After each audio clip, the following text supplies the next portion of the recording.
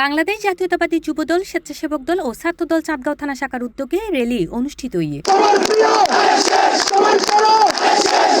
December 15 তারিখ সোমবার রাত 12টায় রেলিওয়া মৌলভীপুকুর ফারত্তু শুরু হইয়ে ফুরাদাও সাদগাঁও তাইরে শেষ হয়।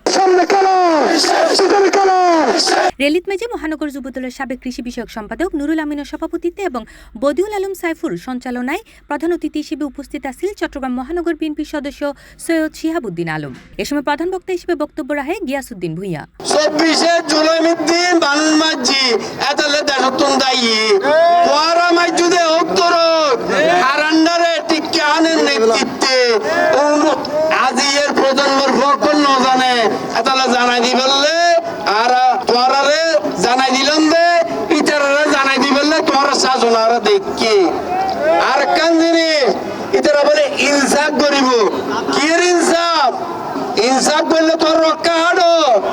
এই বিজয় দিবস শহীদ রাষ্ট্রপতি জিয়াউর রহমান যদি স্বাধীনতার ঘোষণা না করতেন আজকের এই বিজয় আমরা হয়তো উল্লাস করতে পারতাম না।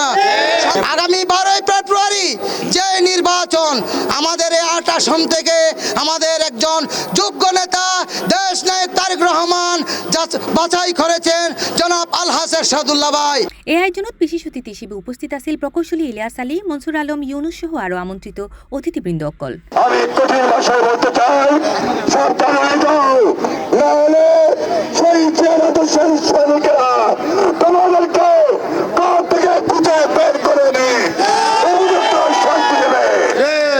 17 বছর পুলিশে হাসিনা বিরোধী আন্দোলনে যারা খুনের শহীদ হয়েছেন তাদের রুহের আত্মার মাগফিরাত কামনা করুন। তারা নানা ধরনের কুচক্রি মহল সমূহ নানা ধরনের বিশৃঙ্খলা সৃষ্টি করে দেশকে বিশৃঙ্খল করতে চায়। আমি তাদেরকে হুঁশিয়ারি করে বলতে চাই, আমরা বেশিরভাগ আওয়ামী লীগকে তাড়িয়েছি, তাদেরকেও তাড়াতে ইনশাল্লাহ বেশি সময় লাগবে না। মানচিত্রে পেয়েছিল।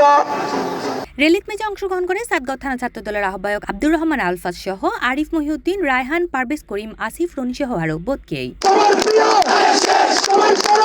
এছাড়াও সাদগাঁও থানা স্বেচ্ছাসেবক দলের যুগ্ম আহ্বায়ক অকল রেলিত মেজে উপস্থিত আছিল এবং রেলিত নেতাকর্মী অকল সাংগঠনিক ঐক্য ও আন্দোলন জোরদারের আহ্বান জানায়। C+ TV Chittagong.